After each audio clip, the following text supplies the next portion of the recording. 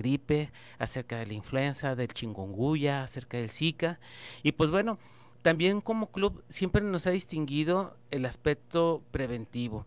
Entonces, por favor, te quiero invitar a que nos acompañes a lo largo de todo el programa, porque hemos preparado como qué nos toca hacer a nosotros y de qué manera yo puedo influir, porque pues finalmente es un problema de nosotros. Sabemos que el gobierno, las empresas dedicadas a la salud, a la prevención, no pueden trabajar de una manera que no sea conjunta. De nada servimos que tengamos información suficiente si nosotros en casa no vamos a hacer algo o si de alguna manera no tenemos una postura preventiva hasta ante estas epidemias. Y que lo peor de todo es que fíjate que se parecen mucho. Por ejemplo, en el caso de la influenza, que yo creo que ya lo has escuchado, que van al alza los casos, pues definitivamente en muchas ocasiones se puede parecer mucho a un cuadro de dengue. Es por eso que esta mañana Club de Mamás, en el deseo de compartir contigo lo mejor a nivel médico, hemos decidido hacerte así como un resumen acerca de cuáles serían los síntomas, cómo puedes tú sospecharlo y sobre todo cómo hacer que todo esto no tenga ningún desenlace que no esperamos en casa. Es decir, tratar de que todo pase de la mejor manera y que siempre en cada momento te sientas que estás en compañía de alguien como nosotros, que siempre nos hemos preocupado por tu salud. Bueno, para tal efecto, hoy le mandamos un saludo a Claudia Caballero. Te recuerdo que nuestra productora es Donají Castro. Encontramos como operadora Antonio Oregel y también en los teléfonos a Jessica Orozco. En la asistencia de producción tenemos a César Paz y pues te invitamos a que ya empieces desde este momento a comentarnos cuál es tu duda, cuál ha sido tu experiencia en este padecimiento, en esta epidemia que tanto se ha comentado. Y para tal efecto te recuerdo nuestros teléfonos en cabina: el 3122-1190 y 3647-1883. También puedes contactarnos a través de las redes sociales por medio de WhatsApp en el 33 38 22 32 08. También puedes contactarnos vía Twitter en Mujer el Sexto Sentido y también por vía Twitter en Radio Mujer 1040. Bueno, pues yo soy Edgar Grajeda, pediatra del club desde hace 20 años y te acompañaré entonces en todas tus dudas. También quedo a tus órdenes en cualquier tema relacionado a la pediatría. Si esta mañana tu hijo amaneció con fiebre, si quieres de alguna manera que toquemos algún otro tema, te invito a que también nos externes todas tus dudas, porque finalmente a lo largo de todos estos años hemos descubierto que tu duda es la duda de la mayoría de las mamás. Entonces, pues, bienvenidos al club y arrancamos con el tema. Tanto la influenza como el dengue, el chikungunya y el Zika son enfermedades muy parecidas porque son de origen viral.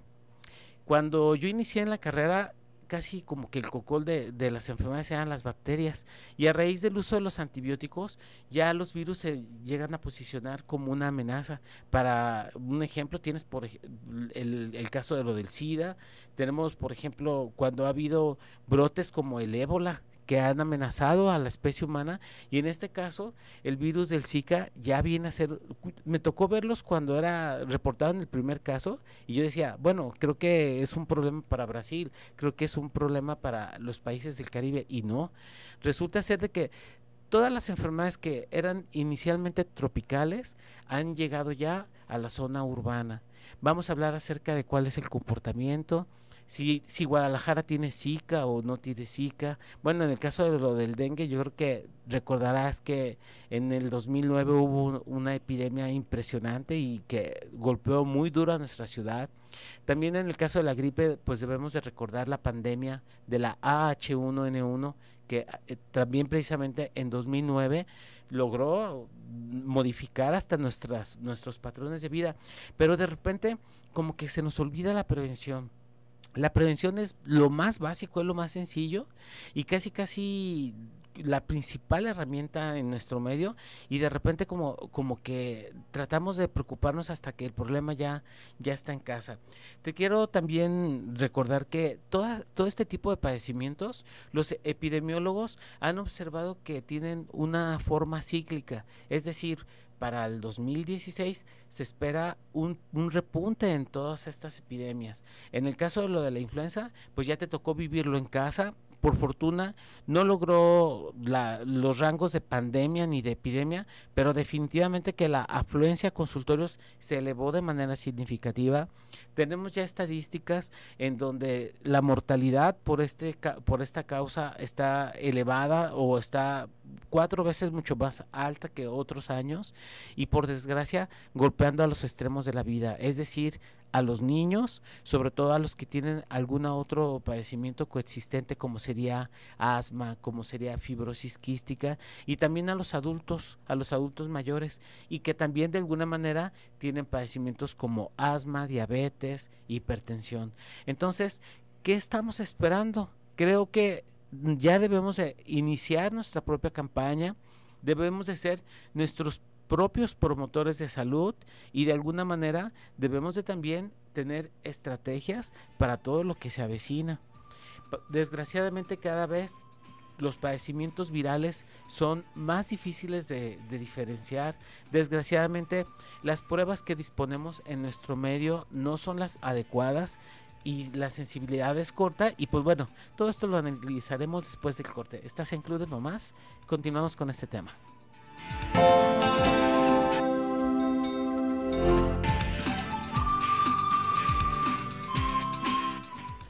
Bueno, pues continuamos con este interesante tema, y para ser prácticos, pues nos vamos en el primer bloque a lo que tenemos más en puerta, que es precisamente lo de el aumento en los casos de gripe.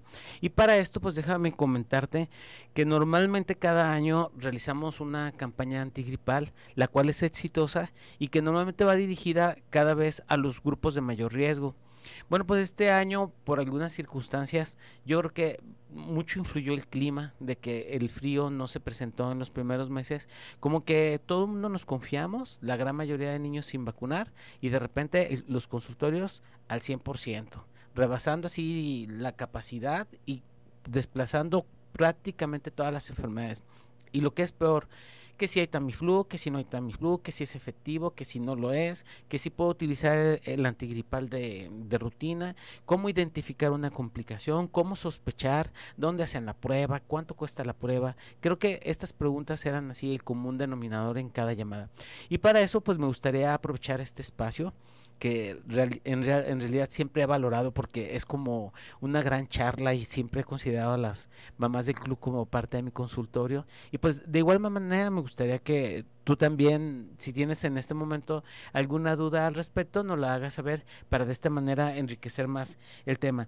Bueno, pues en esta ocasión ya están tipificados los virus, ya la Secretaría de Salud ha aceptado el número de casos que va a la alza, no ha logrado el impacto que esperábamos que pudiera ser de una epidemia, pero sí se espera un repunte en las próximas 2 semanas, y de ahí van a ir descendiendo los casos. ¿Cuál es el agente causal en esta epidemia que no ha logrado las características de epidemia? Son precisamente la cepa de AH1N1, la cepa de AH3N2 y también mucha influenza de tipo B. Los antivirales que tenemos en nuestro medio han resultado insuficientes, y hemos tratado de dejar este tipo de medicamentos para los casos de más mala evolución. ¿Cómo puedo yo saber que mi hijo está cursando con un cuadro de influenza? Bueno, pues debo de dominar lo básico. La medida de contagio es precisamente por medio de nariz, boca y ojos. Es decir, si yo toco una superficie contaminada, o si una persona habla frente a mí, o estornuda, o por las gotas de flush, o por las gotas de que nosotros cada quien eliminamos al hablar, ahí va la partícula viral, y si ingresa a mi cuerpo, va a ingresar exclusivamente por estas partes. De ahí la importancia del aseo de manos, de ahí la importancia del cubrebocas, y en caso necesario, pues también si te encuentras expuesto, por ejemplo, en algún laboratorio o en zonas de un hospital o en donde hay muchos casos, puedes incluso utilizar lentes o gogles, porque también puede ingresar por medio de la conjuntiva, aunque es el lugar menos indicado o el menos frecuente. Se ha demostrado que el aseo de manos y el cubrir nuestra nariz es suficiente pero también puede transmitirse de manera indirecta, por ejemplo, por medio de bocinas de teléfono, por medio de celulares, por medio de utensilios al momento de alimentar, si tus hijos se comparten el vaso, si se comparten la cuchara, también por medio de saliva. ¿Cuándo es el periodo en donde más un niño contagia o cualquiera de nosotros?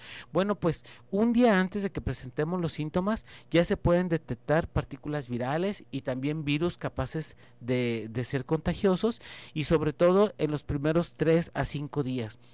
Déjame decirte que la viremia, es decir, la presencia de virus en sangre o en el cuerpo, va muy de la mano a la fiebre. Es decir, a mayor fiebre, más probabilidad de que una prueba te salga positiva. Desafortunadamente, las pruebas que dominan en nuestro medio no son altamente sensibles y no son una herramienta en donde tú puedas descartar por el simple hecho de tener la prueba negativa que no estés cursando con el cuadro. Por tanto, nos guiamos mucho por la clínica. Ya tenemos muy bien monitorizados los primeros casos y no pasa de ser un cuadro que da fiebre, que cursa con los síntomas que a continuación te voy a comentar. Pero también déjame decirte que no solo hay casos de influenza, es decir, no todas las influencias son exclusivamente influenza y no todos los catarros pueden no ser influenza. Hay una enfermedad que se debe a otro grupo de virus, como son los rinovirus, como son los adenovirus, y estos cuadros suelen ser más leves y no necesariamente requieren de un manejo antiviral o de una prueba para la influenza. ¿Cómo diferenciar un catarro común de una influenza? Pues a continuación te voy a compartir algunos datos importantes. Por ejemplo, en el catarro común, la fiebre no suele llegar a 39 grados y en la influenza, casi en todos los casos, la fiebre es de inicio rápido y mayor de 39 grados. Es algo que ha caracterizado a todos los casos que hemos compartido en el consultorio, el monitoreo. El dolor de cabeza suele ser de muy baja intensidad en el catarro común y suele ser muy intenso en el caso de sospecha de influenza. En el caso de escalofrío, solo se presenta en algunos casos de catarro común y en la influenza lo vamos a encontrar en todos los casos. El cansancio en el catarro común es muy moderado y en la influenza es un cansancio intenso, en muchas ocasiones incapacitante y no te permite hacer tus actividades. Este cansancio y todos estos síntomas que te estoy compartiendo deben de ser muy marcados, sobre todo en las primeras 72 horas. En cuanto al dolor de garganta es muy intenso en el catarro común y es leve en la influenza. La tos es menos intensa en el catarro común y es una tos seca y continua en la influenza. La rinitis, es decir, todo lo que corresponde a estornudos, a que tengas mucha descarga de agua por la nariz, de tipo así casi líquido, es menos intensa en la influenza y mucho más intensa en el catarro común. Y el dolor muscular es muy intenso y muy marcado, y al igual que el ardor de ojos en la influenza. Bueno, pues si ya estamos teniendo un caso característico en donde, como comentábamos, hay bastante fiebre, calosfríos, dolores musculares, el niño se encuentra, o en el caso del adulto, con pocas ganas de ir a trabajar, con mucho deseo de acostarse, bueno, pues inmediatamente debemos de dar las maniobras básicas, que son estar vigilando síntomas de complicación. El principal síntoma de complicación y más temido es el complicación en el sistema respiratorio, es decir, dificultad para respirar, que sientas que está desencadenando algún cuadro si el paciente es asmático, por ejemplo, que está empezando con problema de sibilancia, con problema de silbido en los bronquios. Bueno, esto te debe de alertar y debes de acudir al médico para que se le brinden los primeros cuidados, que es tratar de ver si es candidato para la prueba o en su momento dado si es candidato para el Tamiflu. No todos los casos son candidatos para el Tamiflu y se estima que en estos meses hemos estado dando, por cada 3 recetas que estamos dando de Tamiflu, solo una era necesaria. Pero pues es cuando no tenemos un acceso a pruebas que sean altamente efectivas, es justificado que ante la clínica y ante las consecuencias utilices este medicamento. El Tamiflu es un antiviral, es el oseltamivir, tiene una perfecta cobertura para cualquier tipo de influenza y normalmente el tratamiento es sencillo. Debe de iniciarse en las primeras 72 horas. Las cápsulas son para adultos de 75 miligramos y en el caso de pediatría de 30 miligramos, y el tratamiento tratamiento es demasiado corto, son solamente 10 tomas y se empieza a ver la mejoría más o menos al día y medio de haber iniciado. Bueno, pues si no, si tu hijo estás monitorizando la temperatura, es recomendable que para contrarrestar los síntomas trates de mantener un adecuado aporte de vitamina C, una adecuada hidratación y si vas a utilizar medicamento, tratar de evitar la aspirina.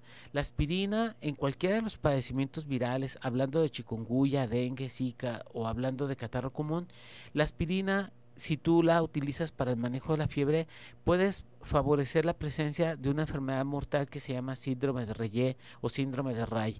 Entonces queda descartado el uso de ácido acetil salicílico como manejo de síntomas o de fiebre en cualquier caso de sospecha viral.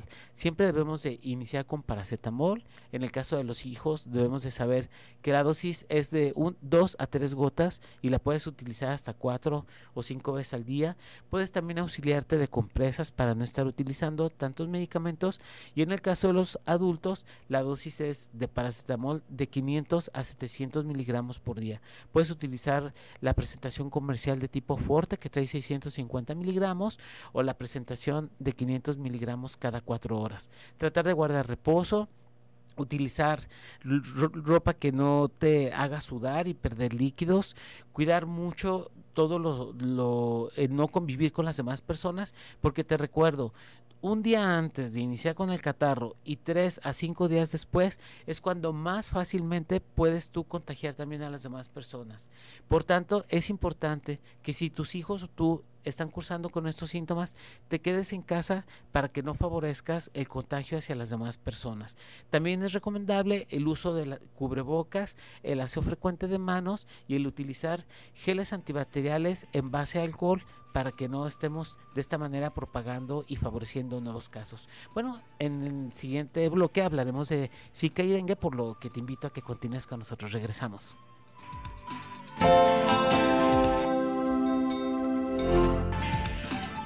Bueno, pues definitivamente siempre nos tendrá que distinguir, ir un paso adelante de cualquier problema que presente nuestra sociedad y en el caso de la salud, pues hacer todos los aspectos preventivos. Comentábamos que en el caso de la gripe es importante el aseo de manos, el utilizar cubrebocas, el tratar de aislarnos si estamos cursando con los síntomas agudos, porque cuando estamos precisamente con los síntomas es cuando más probabilidades hay de que nosotros contagiemos a las demás personas y pues es importante saber que si nosotros estamos tomando las medidas adecuadas, todo esto va a ser mucho más fácil y va a haber mucho menos número de casos. Comentamos la importancia del cubrebocas y también la de gel antibacterial a base de alcohol y tratar de estar limpiando frecuentemente todo lo que sea de uso común, por ejemplo, perillas, teclados, teléfonos, para de esta manera disminuir el número de casos.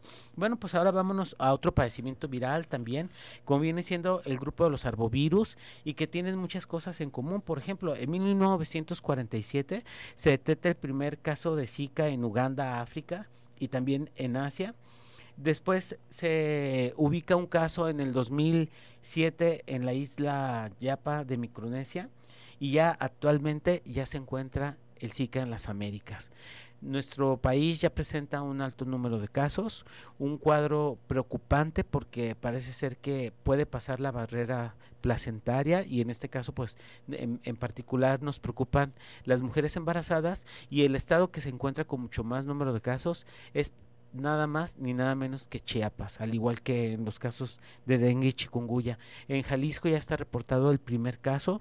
En todos los casos que se reportan en nuestro país, 10 de ellos son de mujeres embarazadas, una de ellas ya dio a luz y por fortuna no presentó malformaciones congénitas. La malformación congénita que se ha asociado en el caso del Zika es la medida de un cráneo pequeño, es decir, un niño al nacer debe de medir 35 centímetros su cráneo y en el caso de las mujeres que han padecido Zika durante el embarazo se ha asociado y todavía no se ha confirmado que puede presentar un incremento en el número de casos de microcefalia, es decir, que el bebé nazca con el cerebro pequeño, con el cráneo pequeño. También en el caso del chikungunya, bueno, pues el primer caso lo tenemos reportado en 1952 y en el dialecto Quimaconde chikungunya quiere decir hombre doblado o hombre encorvado, y esto por su gran afinidad a producir inflamación de las articulaciones. Entonces el chikungunya también ingresa por el Caribe, también lo escuchamos los primeros casos, una ruta muy parecida a la del Zika y a la del dengue. Y actualmente ya es un problema de salud pública, ya el número de casos es muy elevado en nuestro país e incluso en nuestra ciudad. Y en el caso del dengue, que comparte mucho los síntomas y comparte mucho el comportamiento, pues ese sí ya ha sido un problema de salud pública para nosotros desde aquel aumento importante en el 2009. ¿Cómo distinguir? Básicamente ya cada vez es un reto mayor porque, por ejemplo, en el caso del Zika tiene muy pocas alteraciones en el laboratorio, el cuadro es más sutil, pero por desgracia las repercusiones son mayores. Haciendo así un viaje acerca de los síntomas, en el caso del dengue, bueno, pues el mareo es una de las principales características, la fiebre. Algo que corresponde casi exclusivamente a dengue es el dolor por detrás de los ojos, el dolor articular, las náuseas, dolor de cabeza, debilidad, pérdida de peso, fiebre alta y las alteraciones en la coagulación. En el caso del chikungunya, la característica es los dolores intensos en las articulaciones, sobre todo en manos y pies y espalda, que impide que la persona se mantenga erguida. Como comentábamos al inicio, en el dialecto quiere decir hombre encorvado, con mucho dolor muscular, mucho dolor de cabeza, manchas rojas, conjuntivitis y fiebre alta. Básicamente las repercusiones son menos a nivel de coagulación en el caso de esta segunda enfermedad, y hablando de Zika, lo que debe de sobresaltar es la conjuntivitis, que eso es casi como en el 96% de los casos, la fiebre, el dolor de cabeza, el dolor muscular, se pueden presentar aftas en la boca, la fiebre no suele ser tan persistente. Las manifestaciones a nivel de piel, pues sí son muy comunes, el dolor de espalda, la sensibilidad a la luz, y sobre todo puede presentarse erupciones con puntos blancos en rojos y piel. ¿Qué otras cosas tienen en común estos padecimientos? Bueno, pues nada más ni nada menos que el vector. Todas ellas son transmitidas por un solo mosco, el Aedes aegypti, y también en otra de sus variedades, que es el Albopictus. Bueno, ¿en qué manera yo puedo contribuir para que los casos disminuyan? Definitivamente creo yo que si algún día va a emerger una cura para todo este tipo de enfermedades, necesita ser exactamente en el patio de tu casa. Necesita ser en tu casa con los reservorios, porque cada día tenemos más conocimiento que el mosco del dengue, el Aedes aegypti, es intradomiciliario, y su variedad, que es la Albopictus, tiende a ser más extradomiciliario. Entonces, la persona que puede contribuir de mejor manera eres tú, tratando de hacer un adecuado manejo de los reservorios. Es decir, antes nos comentaban, voltea los cacharros. No, ahora no es necesario nada más voltearlos, ahora es indispensable que también los lavemos, porque en muchas ocasiones el huevecillo ya está depositado, y si se hidrata ese reservorio de nuevo, hasta un año después todavía puede resurgir la larva. Entonces, en este momento debemos de pensar, ¿cuándo es más fácil que nosotros controlemos a un mosco? ¿Cuando se encuentra en un reservorio en forma de larva, o cuando ya alcanza la vía aérea, que puede alcanzar hasta una dispersión de 500 metros? Entonces, en este momento quiero invitarte como mamá del club a que tomes conciencia de tu azotea, de tu patio, de que trates de no utilizar una corcholata, es suficiente para hacer un reservorio para todo este tipo de enfermedades. Estamos esperando a que el sector salud tome medidas en cuanto al insecticida y todo eso. No se va a lograr con esto. ¿Por qué? Porque todo esto no logra un índice de penetración tan amplio como lo podría hacer las medidas de prevención en nuestra casa. Entonces quiero invitarte a que en este tiempo de calor, donde sabemos que los moscos pues, son mucho más comunes en nuestra población, trates de proteger a tus hijos.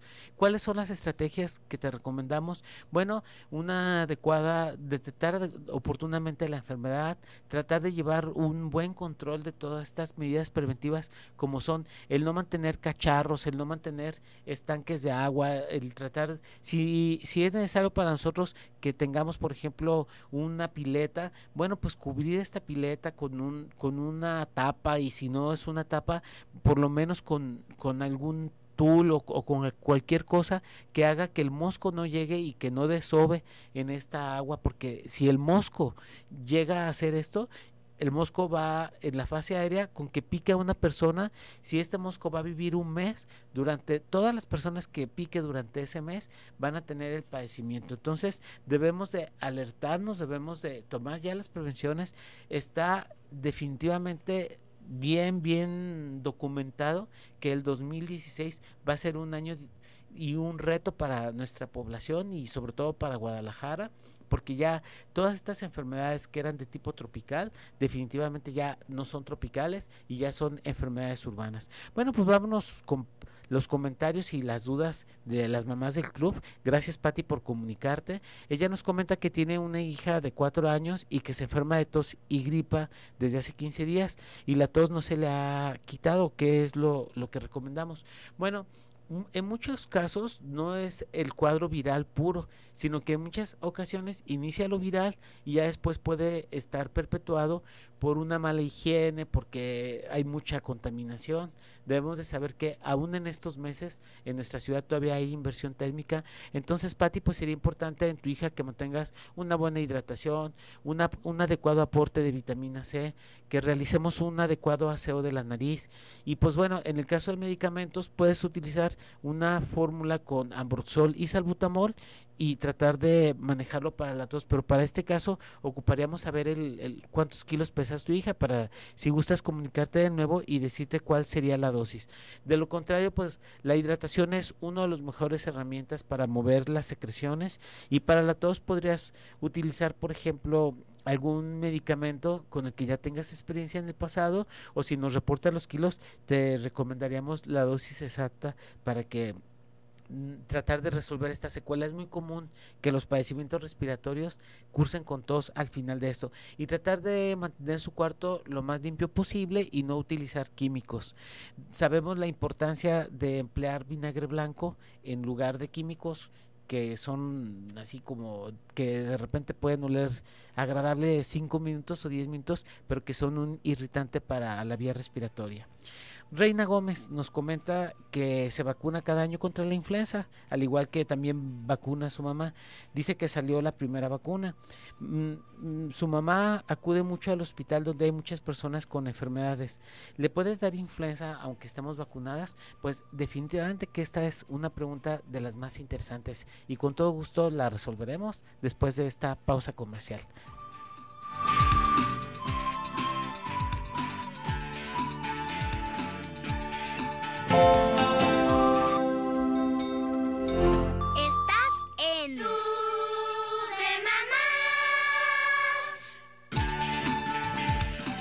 Bueno, pues definitivamente que ya la regla de siempre incluye mamás, las mamás dirigiendo el programa, porque sus dudas son precisamente las que más tengo en el consultorio, y me gusta como siempre participar resolviendo todo este tipo de detalles, y me quedo así. Me gustaría como dedicarle muchísimo tiempo a cada una, pero ya estamos en la recta final y desde luego que trataré de comentar cada uno de estos casos.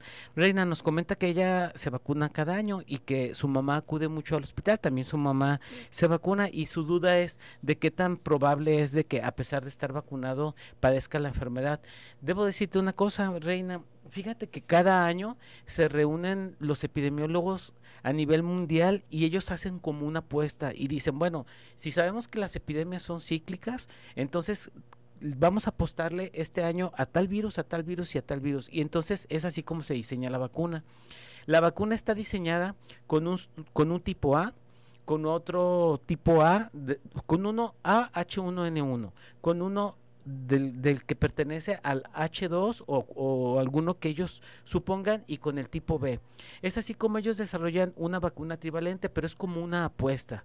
La vacuna te da como un 50% de protección y sobre todo se ha demostrado que te disminuye la probabilidad de hospitalización y de fallecimiento. Es decir, casi cada año los casos de influenza que han tenido un desenlace fatal como común denominador tienen de que no han estado vacunados. Pero la vacuna no es suficiente. Además de la vacuna hay que hacer medidas preventivas. En este caso te aconsejo que cuando mandes a tu mamá al hospital le hagas hincapié en que lleve cubrebocas porque definitivamente por estos días hay muchos casos de influenza y si alguien le tose le puede producir un cuadro aunque sea leve y también cargar su gel antibacterial y tratar de protegerse y estar en áreas ventiladas. Es muy importante que manejemos ventilación en cualquier área de trabajo y tener cuidado con todo lo que es de uso común como las perillas, los teléfonos, los teclados y todo este tipo de cosas. Patti nos pregunta que qué le recomendamos para su niña de 7 meses que se estriñe mucho desde que nació. Patti, definitivamente aquí se requiere de un tratamiento multidisciplinario. En muchas ocasiones es la falta de haber ejercido la lactancia materna. En la experiencia en el consultorio, en todos los casos es ausencia de lactancia materna. Y pues bueno, de momento para orientarte, me gustaría decirte que puedes utilizar leche de magnesia 1 a 3 mililitros por día para tratar de que no se estriña. Utilízalo por varias semanas mientras contactas a tu médico y te acompaña en ese proceso de llegar al diagnóstico de fondo. La homeopatía también tiene muy buenas alternativas y en el consultorio te puedo decir que es una de las principales causas por las que los niños acuden a homeopatía, porque el éxito de la alopatía creo que es más limitado que la homeopatía. Carmen nos pregunta que qué tan cierto es que es mala la vacuna de la influenza. Fíjate, Carmen, que ese es un mito. Definitivamente, pues el reporte de vacunación para el día de ayer es de más de 33 millones de mexicanos. Imagínate si fuera mala la vacuna, pues definitivamente ya tendríamos estadísticamente datos. Son virus atenuados, es trivalente, la vacuna prácticamente el perfil de seguridad es alto. Hay cosas que ahorita ya entran en controversia, por ejemplo, se supone que no se la debemos de aplicar a personas que sean alérgicas al huevo o al pollo o a cualquiera de sus fracciones, pero aún así hay personas que están recibiendo la vacuna y se han vigilado y no se ha observado que tengan ningún contratiempo, pero definitivamente hay que en este momento pensar, ¿qué es más difícil? ¿La vacunación o padecer un cuadro de influenza? Creo que en los grupos que pueden ser altamente vulnerables, como las personas que tienen asma, las personas que tienen más de 65 años, tenemos que valorar el riesgo y tenemos que saber que cada año en la época invernal muchas de estas personas fallecen por neumonía y por complicaciones respiratorias. Poniéndolo en la balanza, yo creo que yo no podría en tela de juicio lo de la vacuna. La vacuna es segura, la vacuna está muy bien avalada por empresas y por laboratorio, pero nunca va a ser suficiente la vacuna, tiene que ser la vacuna más las medidas preventivas. Lisette Salcedo, oye Lisette, me gusta mucho tu comentario. Comenta Lisette que la semana pasada tuvo fiebre 2 días. Después de la fiebre presenta sarpullido y mucha comezón. Después de esto se le inflaman los pies, las manos y también presenta hinchazón de ojos. Presenta debilidad, presenta fatiga, falta de apetito. Desde un inicio resulta ser que le comentan que se intoxica por un antibiótico. Lisette, típico. O sea, ante cualquier caso están dando antibiótico, te pones más mal y le echan la culpa al antibiótico. Precisamente durante todos estos días en el consultorio, creo que en el último mes solo he utilizado un antibiótico y que no tiene nada que ver y que no es de amplio espectro. Es decir, ahorita hay que tener mucho cuidado con los antibióticos. Hay que tratar de utilizar más bien medidas de control, cualesquiera menos los antibióticos, porque luego pasan casos como en el de Lisette, que le echan la culpa al medicamento cuando en realidad estamos teniendo un cuadro viral muy evidente. Después de esto, como no se le quita, le dicen a Lisette ahora que tiene Zika. Todo el tiempo ha estado también con dolor de garganta, el cual no se le quita. Mira, Lisette, te dijeron que es Zika, pero yo creo que más que Zika es un cuadro de chikungunya. y debemos de tener mucho cuidado porque en este caso tú debiste también de haberte aislado porque todos los días que estuviste enferma tú traías el virus en sangre y si te encontrabas con el mosco, pues este mosco si iba a durar un mes, le ibas a pasar el chikungunya a las demás personas.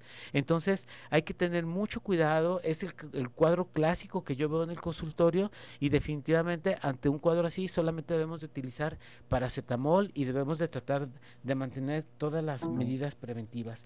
Entonces es así como me gustaría que tomáramos y nos comprometiéramos, debemos de saber que pues no nada más corren riesgo nuestra persona, corren riesgo todos nuestros seres queridos. En nuestra casa viven las personas que más amamos y debemos de tener mucho cuidado. Un niño yo creo que no tiene la conciencia suficiente como para estar haciendo medidas preventivas, pero desde luego que ya podemos ir dejando en ellos esa semilla de pensar que no todo es con un fumigante, sino que también debemos de utilizar otras barreras como son los medios físicos, como viene a ser un mosquitero, por ejemplo.